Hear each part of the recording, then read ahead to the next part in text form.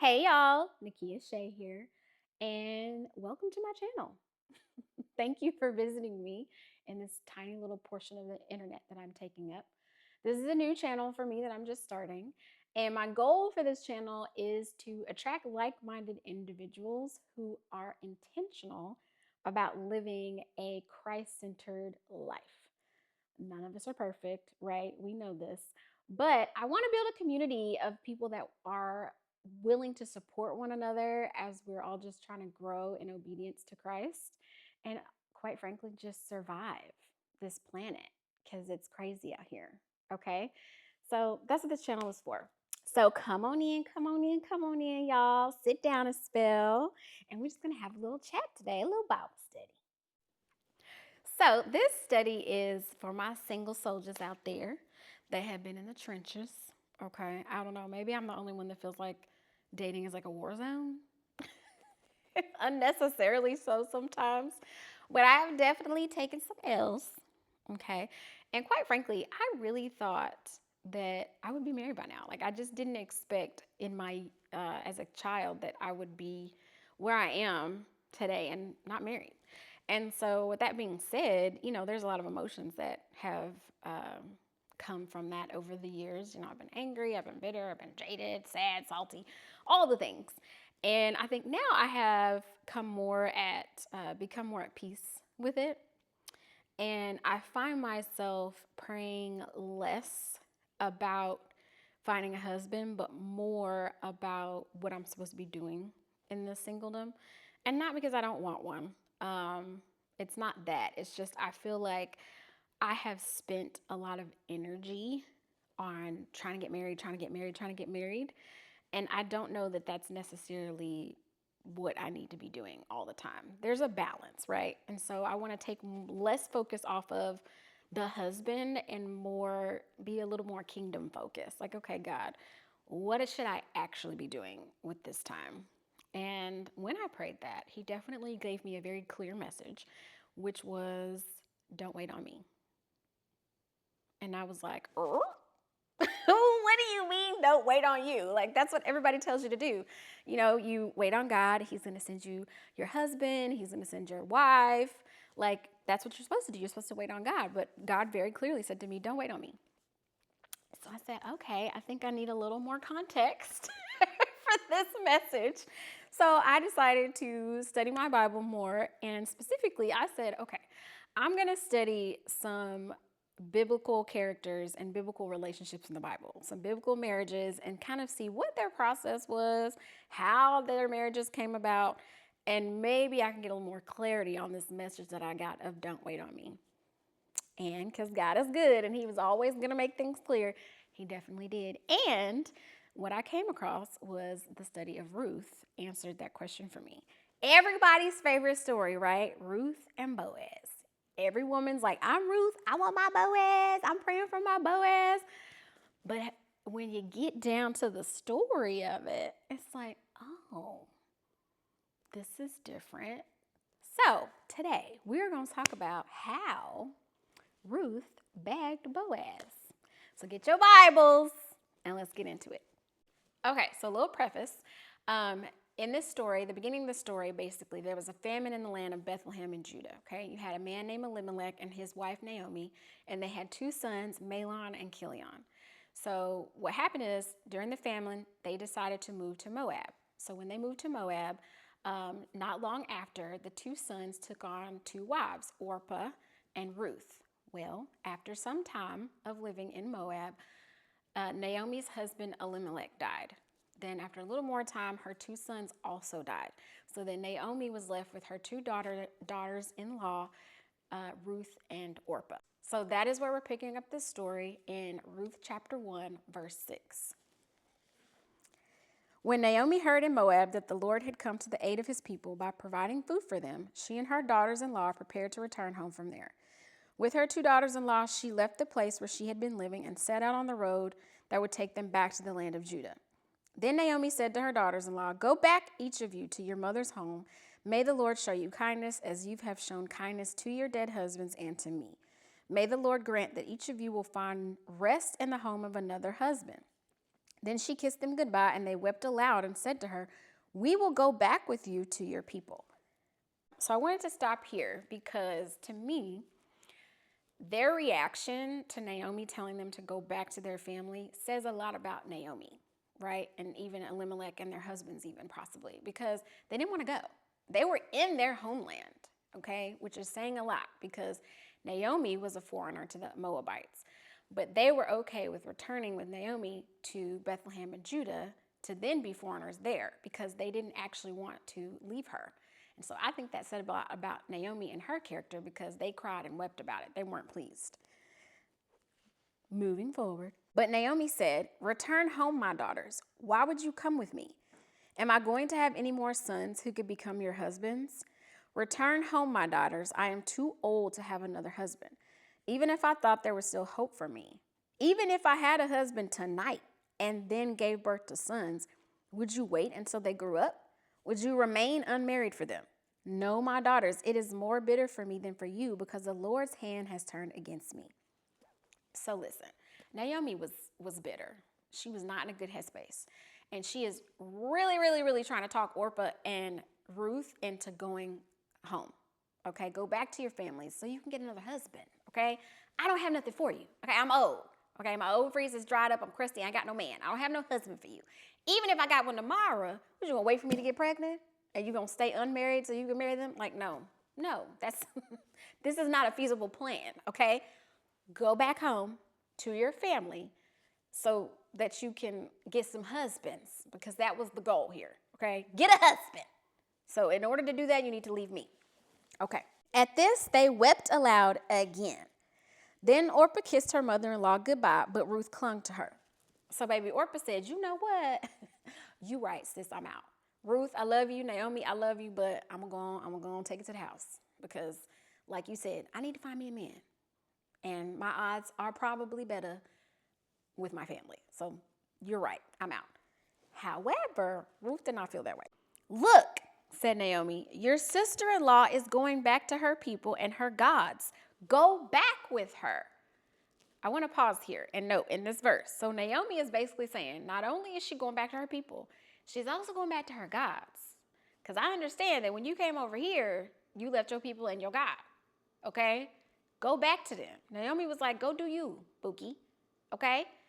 But Ruth replied, "Don't urge me to leave you or to turn back from you. Where you will go, I will go. And where you stay, I will stay. Your people will be my people, and your God, my God. Where you die, I will die, and there I will be buried. May the Lord deal with me, be it ever so severely, if even death separates you and me." Listen, Ruth hit her with that color purple, okay?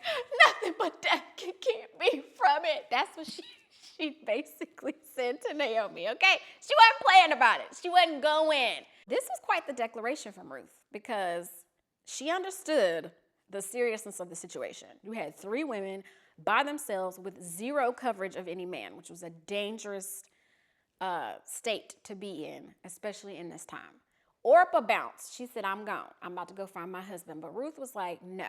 She had the famous line that we all know for Ruth to say, "Where you go, I will go. Your people will be my people. Your God will be my God." Ruth was not playing about this, okay? She had to let Naomi know, it ain't happening. I'm going with you. Your God is mine now. Your people are mine now. And nothing but death can keep me from you. That's deep, y'all. That is deep. So you already know that Ruth was an extremely devoted woman, okay? So much so that finally Naomi said, "Okay, girl." When Naomi realized that Ruth was determined to go with her, she stopped urging her. So the 2 women went on until they came to Bethlehem. When they arrived in Bethlehem, the whole town was stirred because of them. And the women exclaimed, "Can this be Naomi?" "Don't call me Naomi," she told them. "Call me Mara, because the Almighty has made my life very bitter. I went away full, but the Lord has brought me back empty. Why call me Naomi? The Lord has afflicted me. The Almighty has brought misfortune upon me." Y'all, Naomi was in such a state that she changed her name. So Naomi means pleasant, and Mara means bitter. So this was her mindset, okay? She was so bitter, in fact, that she changed her name to Bitter. Now, I have had some emotions in my life, bitter being one of them, jaded, all the things, but I have never wanted to change my name. So this is how deeply Naomi felt about her situation of losing her husband and her sons, okay, and being by herself with no covering with Ruth. So Naomi returned from Moab, accompanied by Ruth the Moabite, her daughter-in-law, arriving in Bethlehem as the barley harvest was beginning. Now Naomi had a relative on her husband's side, a man of standing from the clan of Elimelech, whose name was Boaz. And Ruth the Moabite said to Naomi, "Let me go to the fields and pick up the leftover grain behind anyone whose eyes I find favor." Naomi said to her, "Go ahead, my daughter." So she went out and entered a field and began to glean behind the harvesters. As it turned out, she was working in a field belonging to Boaz, who was from the clan of Elimelech. Okay, so as soon as Ruth and Naomi got back to Bethlehem, Ruth immediately went to work, okay? They were in survival mode. Ruth was like, "I don't really have time to think about no husband. I got to go to work. We got to eat. We got to have some food. We got to make some way to get some money. So I'm just going to go out to a field and pray that somebody finds favor and lets me pick up and glean behind them." Okay? This is how serious Ruth was about it. She immediately went to work. She was not worried about no man. Just then Boaz arrived from Bethlehem and greeted the harvesters. "The Lord be with you." "The Lord bless you," they answered. Boaz asked the overseers of his harvest, "Who does that young woman belong to?" The overseer replied, "She is the Moabite who came back from Moab with Naomi. She said, 'Please let me glean and gather among the sheaves behind the harvesters.' She came into the field and has remained here from morning till now, except for a short rest in the shelter." So I think this part is really interesting because, like we said before, Ruth was all about survival. She was trying to work, okay, and get their livelihood together. She didn't try to like sneak in and like grab what was with the harvesters. She was okay with just getting the scraps. But she also clearly asked permission. She asked them, "Can I just pick up what y'all leave?" And then what they noted about her, other than her being a foreigner, right, from Moab, they also said, "Okay, she's worked all day and she only stopped to take a very short rest in the shelter, and she kept going." So what she was already known by, other than being a foreigner, was her work ethic. So Boaz said to Ruth, "My daughter, listen to me. Don't go and glean in another field, and don't go away from here. Stay here with the women who work for me. Watch the field where the men are harvesting and follow along after the women. I have told the men not to lay a hand on you, and whenever you are thirsty, go and get a drink from the water jars the men have filled." Okay, Boaz. So we've seen a little bit of Ruth's character, and now we're seeing a little bit of Boaz's character. Now, me personally, I probably would have been like, "Okay, like, you got a wife or something?" Because that would have been very attractive to me. But Ruth was not. She was just so happy to be here, okay? She was like, "Listen, thank you." But I think that says a lot about Boaz, okay? He couldn't get anything from Ruth. Ruth couldn't do anything for him, you know? But it didn't matter. He was like, "I'm going to protect you and I'm going to provide for you," out of the goodness of his heart. That's all it was. At this, she bowed down with her face to the ground. She asked him, "Why have I found such favor in your eyes that you notice me, a foreigner?" Boaz replied, "I've been told all about what you have done for your mother-in-law since the death of your husband, how you left your father and mother and your homeland and came to live with the people you did not know before.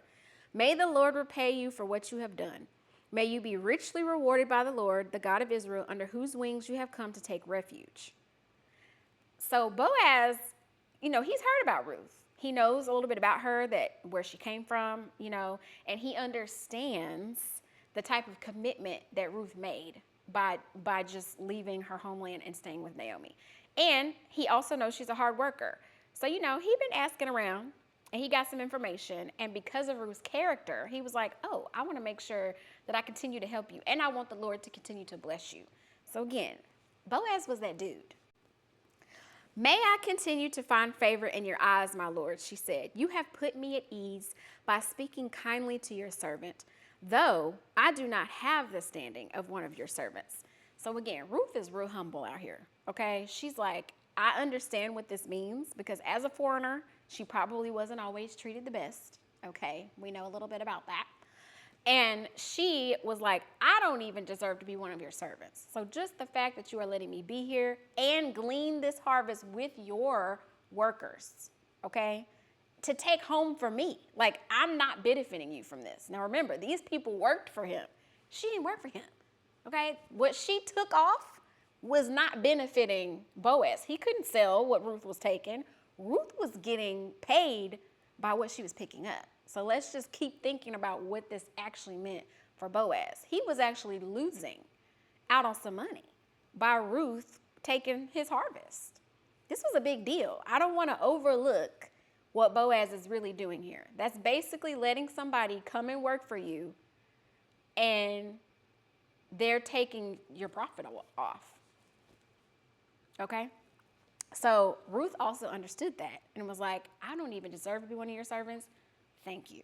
At mealtime, Boaz said to her, come over here, have some bread, and dip it in the wine vinegar. When she sat down with the harvesters, he offered her some roasted grain. She ate all she wanted and had some left over. As she got up to glean, Boaz gave orders to his men, let her gather among the sheaves and don't reprimand her. Even pull out some stalks for her from the bundles and leave them for her to pick up and don't rebuke her. Again, baby, Boaz just keeps, he keeps rising to the top. Because now he's like, I'm going to take it a step further. Don't bother her. Don't rebuke her. And actually leave some extra for her to pick up. Just leave more of my profit for her to take off. Come on, Boaz. We see you. So Ruth gleaned in the field until morning. Then she threshed the barley she had gathered, and it amounted to about an ephah. Now, ephah is approximately like 30 pounds. I don't know if you've ever dealt with wheat or barley. It's really light.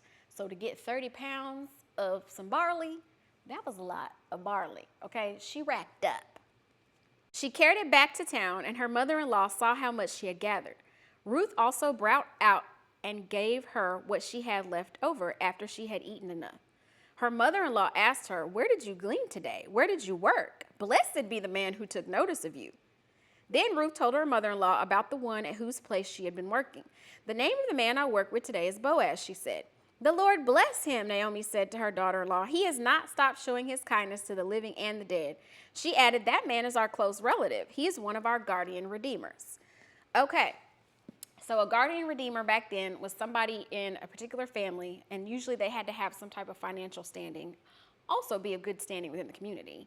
And they had legal responsibility to kind of care for other individuals in the family, whether that be financially or in some cases, if it was a woman, to marry that person so that you could keep the family name and keep somebody from financial ruin. So that had another thing to say about Boaz is he had to be of good standing to a certain degree to even be a guardian redeemer. And so Naomi was reminded of this, like, oh, yeah, he's one of our guardian redeemers. God bless this man because you just stumbled upon his field, and he happens to be a guardian redeemer. She put this little side note in her brain. Moving on. Then Ruth the Moabite said, he even said to me, stay with my workers until they finish harvesting all my grain. Naomi said to Ruth, her daughter-in-law, it will be good for you, my daughter, to go with the women who work for him, because in someone else's field you might be harmed. So Naomi understood, yeah, this is serious. Like, he's already doing so much for you and for us because staying in his field is going to keep you safe because ain't no telling what could happen if you go skipping off to somebody else's field. That, again, a testament how dangerous it was to be women back in this time that were uncovered by a man, okay? So Boaz was just blessing them on top of blessing them on top of blessing them, okay? And Naomi understood that as well. She's like, yes, stay here so that you can be safe, okay? So Ruth stayed close to the women of Boaz to glean until the barley and wheat harvests were finished, and she lived with her mother-in-law. So the barley harvest lasted approximately 3 months. I think it was like February, maybe to April, and then wheat followed barley. So then the wheat harvest was like another 3 months. So this might go from like March kind of into August. And so approximately a 6-month time frame. So in essence, to me, what this says is Ruth worked, provided for her and her mother-in-law, and she lived with her mother-in-law. That was it. Now, in chapter 3, one day, Ruth's mother-in-law said to her, my daughter, I must find a home for you where you will be well provided for. Now Boaz, with whose women you have worked, is a relative of ours. Tonight he will be winnowing barley on the threshing floor. Wash, put on perfume, and get dressed in your best clothes. Then go down to the threshing floor and don't let him know you are there until he has finished eating and drinking. When he lies down, note the place where he is lying. Then go and uncover his feet and lie down. He will tell you what to do. So again, Naomi is always thinking about Ruth and how she can make sure that she is provided and taken care of, okay? And so she gave Naomi specific instructions. Now, there's some people that interpret this in different ways. The threshing floor sometimes had, in essence, this is where they rested. Threshing was a whole process, okay? And a lot of times they would sleep in the same area that they were threshing so they could get up early and start the process all over again. Some people would have some little visitors coming to the threshing floor to entertain them while they were working or after they were working. It's a little treat to themselves, okay? So you wanted to be careful about being seen on the threshing floor in Ruth's case because she wasn't there for entertainment, okay? So that is going to say a little bit as to why she moved the way that she did in the following scriptures. But Naomi was very specific, okay? So she was like, wash, perfume. You want to smell good, girl? You want to look good. But lace his feet so that you don't scare him, okay? So just kind of let him wake up and see you. They're like, oh, hey, look at you down there. Like, don't just, she it was like dropping the handkerchief. Just see it, but don't be too aggressive about it. They was plotting.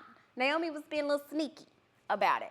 But she also didn't want her to look impure in this action either, even though just this process of how it was not the way people went about it. And Naomi knew this, but she wanted her to be seen. That's all. It's about the presentation. I will do whatever you say, Ruth answered. So she went down to the threshing floor and did everything her mother-in-law told her to do.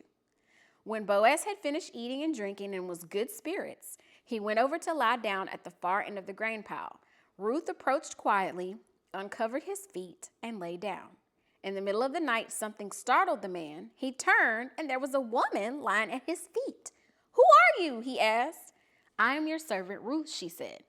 Spread the corner of your garment over me, since you are the guardian redeemer of our family. Okay, so Ruth did exactly what her mother-in-law told her to do. She laid at his feet, uncovered his little toes. When he woke up, when the wind hit them toes, I don't know about y'all, but if my feet get cold at night and I feel a breeze, I'm going to wake up too. I might wake up fighting. He woke up a little bit calmer than I would have maybe because I would have been like, who is this at my feet?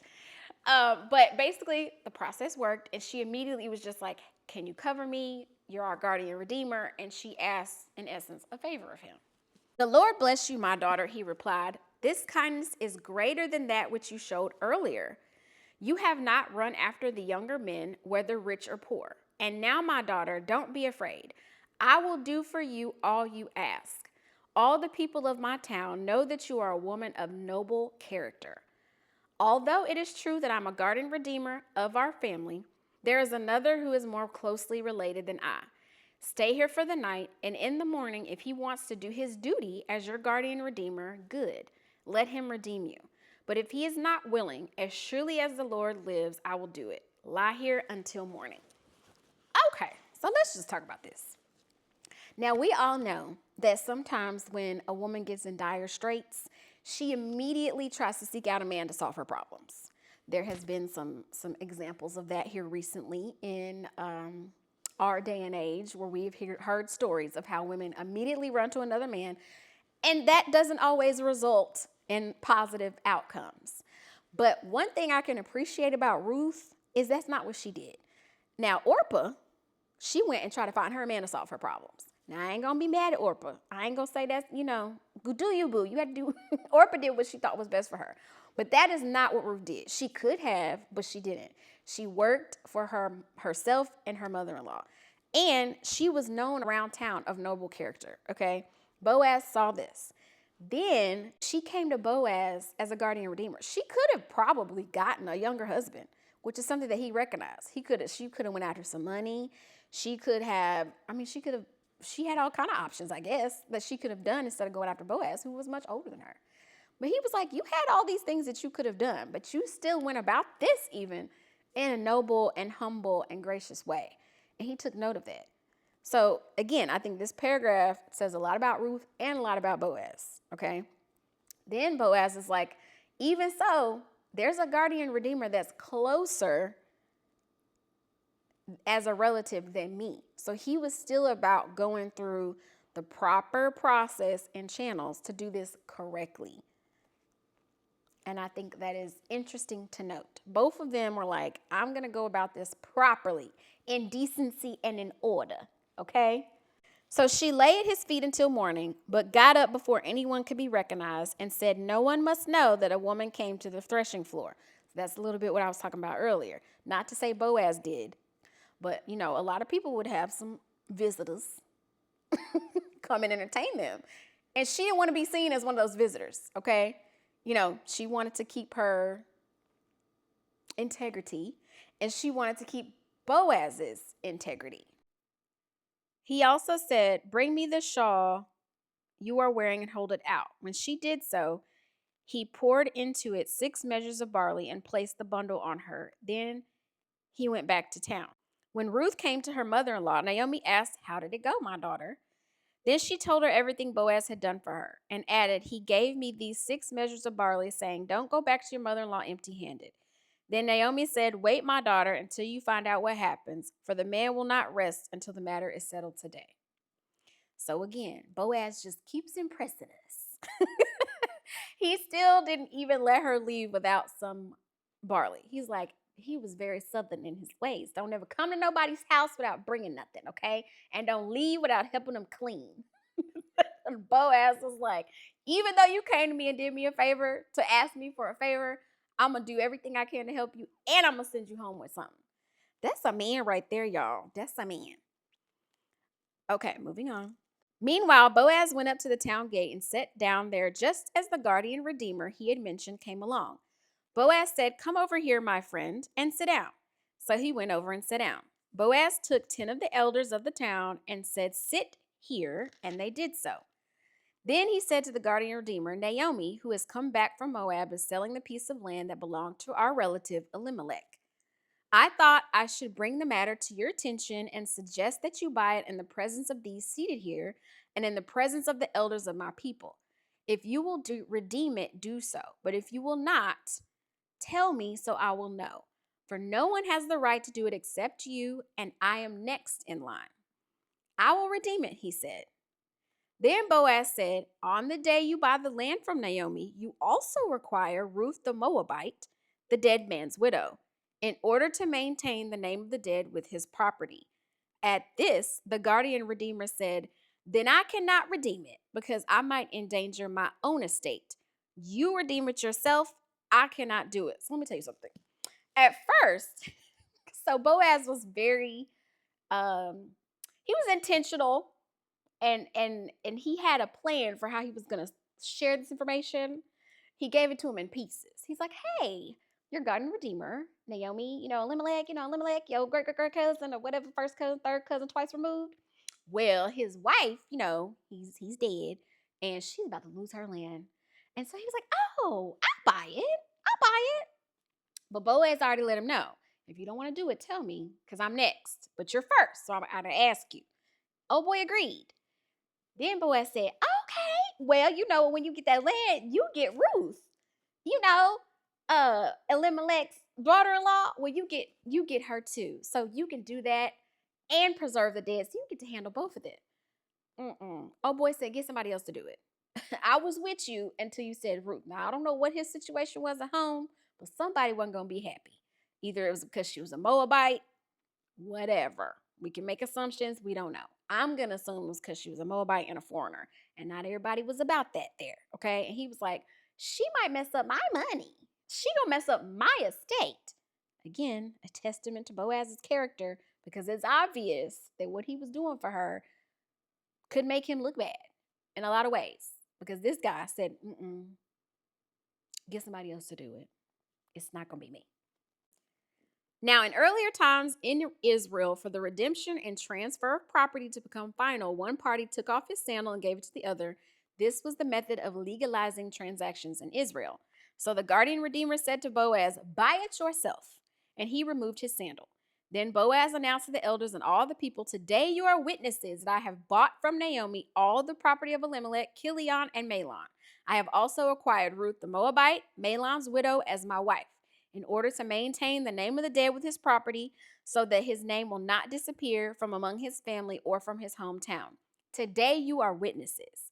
Then the elders and all the people at the gate said, "We are witnesses. May the Lord make the woman who is coming into your home like Rachel and Leah, who together built up the family of Israel. May you have standing in Ephrathah and be famous in Bethlehem. Through the offspring the Lord gives you by this young woman, may your family be like that of Perez, who Tamar bore to Judah." So again, Boaz was like, I'm going to go through these processes correctly. He gave the guardian redeemer the opportunity. He said, absolutely not. Get somebody else to do it. You do it. Boaz said, cool, I got it. He made sure it was in the presence of the elders. He made sure the community understood. He let everybody know what he was about to do, what he was committed to do. And he crossed his eyes. He crossed his eyes. He dotted all his I's and he crossed all his T's, okay? And let everybody know that this is what he was going to do. So Boaz took Ruth and she became his wife. When he made love to her, the Lord enabled her to conceive, and she gave birth to a son. The women said to Naomi, "Praise be to the Lord, who this day has not left you without a guardian redeemer. May he become famous throughout Israel. He will renew your life and sustain you in your old age. For your daughter-in-law, who loves you and who is better to you than 7 sons, has given him birth." Then Naomi took the child in her arms and cared for him. The women living there said, "Naomi has a son," and they named him Obed. He was the father of Jesse, the father of David. So that's the end of the story, okay? And when I really went back and read the story, I loved it so much. Yes, we know Ruth got together with Boaz, and I think that's the thing that everybody focuses on, how, oh, Ruth got her Boaz and he was amazing. But you really get into each person's character in the story, and I don't think the other characters should be overlooked, right? I don't think that Naomi should be overlooked. I think Naomi's character, the fact that Ruth wanted to stay with her, said a lot about who Naomi was. I also appreciate how honest Naomi was. Baby, she let everybody know how she felt. She was upset with God at times, like, he has spite me. I'm bitter. I'm upset. I don't know, why he doing me like this? Why you doing me like this? And it was fine. She let God know exactly how she felt. She let everybody else know exactly how she felt, that she was suffering. Okay. And that's okay, because I feel like sometimes we don't really want to have these emotions towards God sometimes, but he can take it. He understands when you mad, sad, happy, impatient, and it's okay to tell him, I'm a little mad at you right now. I don't know what you're doing, why you doing it. I'm just telling you I'm mad. But at the same time, despite the fact that she was bitter and had changed her name to Mara, she still respected God, upheld God, and was obedient to God. She didn't just go crazy, okay, do what she wanted to do because she was mad. That says a lot about who Naomi was, okay? Ruth, we understand that she was a very hard worker. She was humble. She was gracious. She understood sacrifice. She was committed. But you know what she was committed to? She was committed to God and her mother-in-law. That was her focus. Ruth wasn't actually focused on getting a husband. Naomi was more focused on Ruth getting a husband than Ruth was focused on Ruth getting a husband, which I think is very interesting. Never in this text do you hear Ruth say, "I need to get me a man." That was mostly Naomi. She was telling Orpah, "Get you a man. Ruth, get you a man. Y'all can't stay with me. You need a husband." Even after several months of Ruth working and living with her mother-in-law, she seemed pretty content. It was Naomi that was like, "Okay, so you can't live with me forever. You got to get a husband. I'm old. Somebody needs to cover you, okay?" And so Ruth was just like, "Okay." She trusted her mother-in-law enough to do whatever that woman said. She didn't know Boaz from Adam, honey, but she trusted that Naomi was not going to steer her wrong. And she did exactly what Naomi said to do. Okay, she was obedient. Obedience will get you a long way. Then we have Boaz, right? we see what kind of man Boaz was. He was a protector, he was a provider, he was respectful, he was God fearing, he was responsible, okay? He was proactive, he was a man of his word. So if you want to know what type of husband you want to find, read about Boaz. Okay. But not just the fact that she got a Boaz. Maybe some people focus on the fact that he had some money, but that isn't in there too. We know that Boaz was a man of financial means. Okay. But also looking at Boaz's character. That man had character for days. And he even understood what it meant for Ruth to come to him. He's like, you could have found somebody with more money. You could have found somebody younger and better looking, but you came over here. That says a lot about you. So not only does he have good character, he saw good character in other people. And that is one of the reasons he probably wanted to marry Ruth, because if she wasn't of good character, that's what he found attractive about her. Nowhere in here do we say Ruth was good looking, because you know the Bible loves to tell you when somebody's good looking. They never leave you guessing. None of that was mentioned. It only talked about Ruth's work and her character. And what I pick up the most is that Ruth was not waiting around on a husband. She was not waiting on a husband. She was living her life. She was active. She was productive. She was not waiting in line. She was doing what she needed to do for the Lord and for her family. And guess what happened? By her working, being productive, taking care of her family, she got blessed with a husband. But that's not even what she was looking for.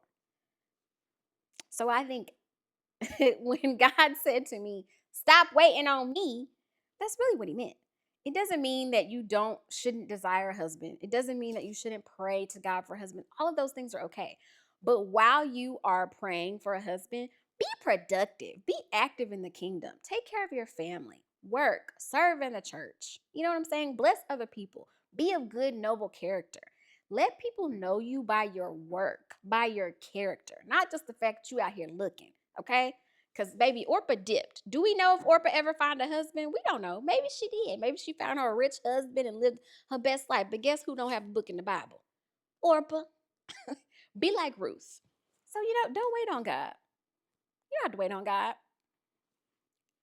While you're being busy, he's still working in the background, which is exactly what he did for Ruth and for Boaz. Boaz got blessed too with a young wife who was a good worker, hard worker, and of great character.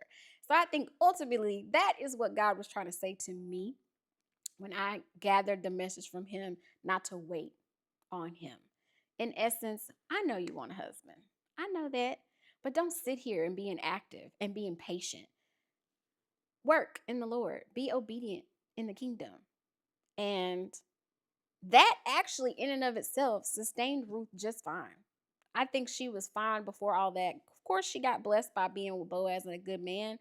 But overall, I think what I gathered most from this story is that Ruth just acting, or that Ruth just living for the Lord and living with her mama was enough for her. Thank you guys for joining me today with this study of Ruth. I hope that you enjoyed it.